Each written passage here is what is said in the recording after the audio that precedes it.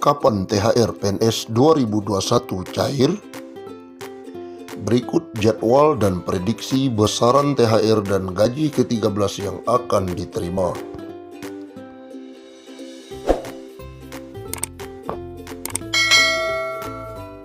Simak jadwal dan prediksi besaran THR dan gaji ke-13 tahun ini. Sebelumnya, pemerintah berjanji tunjangan hari raya alias THR dan gaji ke-13 pegawai negeri sipil atau PNS tahun 2021 terbaru, THR PNS yang diprediksi cair awal Mei 2021 dan dibayar penuh tanpa potongan. Sebagaimana janji Menkyu Sri Mulyani Indrawati pada tahun 2020 lalu. Janji tersebut dilayangkan Sri Mulyani karena tahun lalu pemerintah tak bisa membayar THR sekaligus gaji ke-13 kepada PNS karena anggaran fokus untuk penanganan pandemi COVID-19. Gaji ke-13 dan THR sesuai ketentuan sebelumnya akan dibayarkan secara penuh sesuai dengan tunjangan kinerja, ungkap Sri Mulyani dalam konferensi pers RAPBN dan Nota Keuangan 2021. Jika THR PNS 2021 benar-benar cair, PT Bank Permata Tbk Joshua Pardede menuturkan, dampak kebijakan pencairan THR cenderung terbatas dalam peningkatan konsumsi masyarakat. Sebab PNS tak lebih banyak dari pekerja di sektor swasta maupun sektor informal.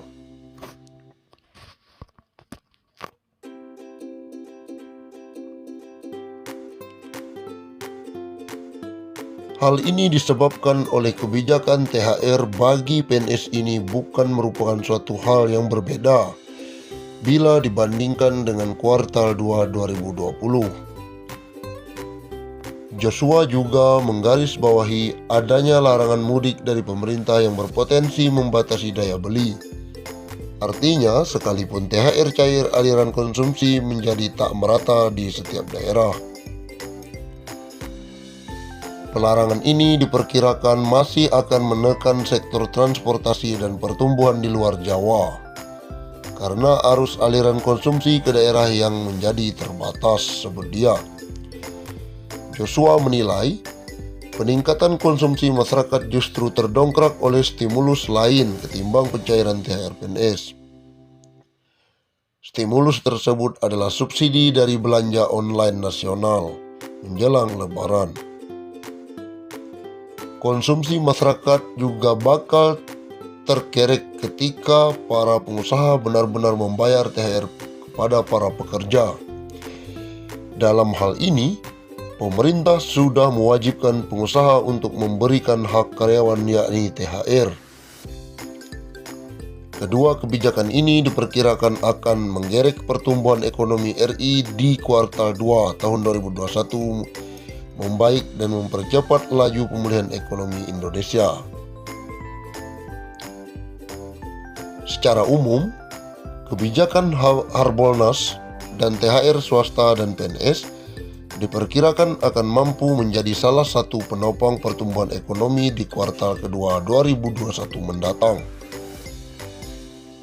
Gaji ke-13 PNS biasanya meliputi gaji pokok, tunjangan melekat, dan tunjangan kinerja. Besaran gaji ke-13 akan diberikan paling banyak sebesar penghasilan PNS yang bersangkutan pada bulan Juli. Lebih rinci, belai tersebut juga menjelaskan mengenai penghasilan ke-13 pimpinan atau pegawai non-PNS pada lembaga non-struktural. Berikut rincian maksimal gaji ke-13 yang diterima. Ketua atau kepala 9,59 juta. Wakil ketua atau wakil kepala 8,79 juta. Sekretaris 7,99 juta. Anggota 7,99 juta. Pejabat non-PNS pada LNS atau pejabat lainnya non-PNS yang menduduki jabatan setara eselon 1 9,59 juta. Eselon 2 7,34 juta. Eselon 3 5,35 juta. Eselon 4 5,24 juta. Pegawai non-PNS pada LNS atau pegawai lainnya non-PNS. Pendidikan SD sederajat. Masa kerja 10-20 tahun 2,23 juta. Masa kerja sampai dengan 20 tahun 2,97 juta. Pendidikan SMA D1 sederajat. Masa kerja 10 tahun 2,73 juta.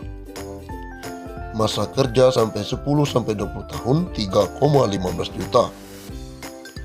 Masa kerja sampai di atas 20 tahun 3,73 juta. Pendidikan D2 D3 sederajat. Masa kerja 10 tahun 2,96 juta. Masa kerja di atas 10-20 tahun 3,41 juta. Masa kerja sampai di atas 20 tahun 4,04 juta. Pendidikan S1 D4 sederajat. Masa kerja 10 tahun memperoleh 3,48 juta. Masa kerja sampai di atas 10-20 tahun 4,04 juta. Masa kerja sampai 20 tahun 4,76 juta. Pendidikan S2 dengan masa kerja 10 tahun 3,73 juta. Masa kerja di atas 10-20 tahun 4,3 juta. Masa kerja di atas 20 tahun 5,11 juta. Sedangkan THR nilainya dihitung dari jumlah gaji pokok yang diterima PNS beserta tunjangan-tunjangan yang melekat di dalamnya. Berdasarkan peraturan pemerintah nomor 15 tahun 2019, besaran gaji pokok PNS berjenjang sesuai golongan dan lama masa kerja. Golongan 1 dari 2.300.000 hingga 2.600.000. Golongan 2 3.300.000 hingga 3.800.000. Golongan 3 4.200.000 hingga 4.700.000. Golongan 4 5 juta hingga 5.900.000. Untuk tunjangan PNS yang melekat antara lain tunjangan anak, tunjangan suami istri, dan tunjangan makan. Tunjangan makan yang diatur dalam Peraturan Menteri Keuangan nomor 32 tahun 2018 yakni 35.000 untuk golongan 1, 37.000 untuk golongan 2, 41.000 untuk golongan 3. Lalu, PNS juga mendapatkan tunjangan suami istri yang besarannya sebesar 5% dari gaji pokok. Terakhir, yakni tunjangan anak yang ditetapkan sebesar 2% dari gaji pokok per anak dengan ketentuan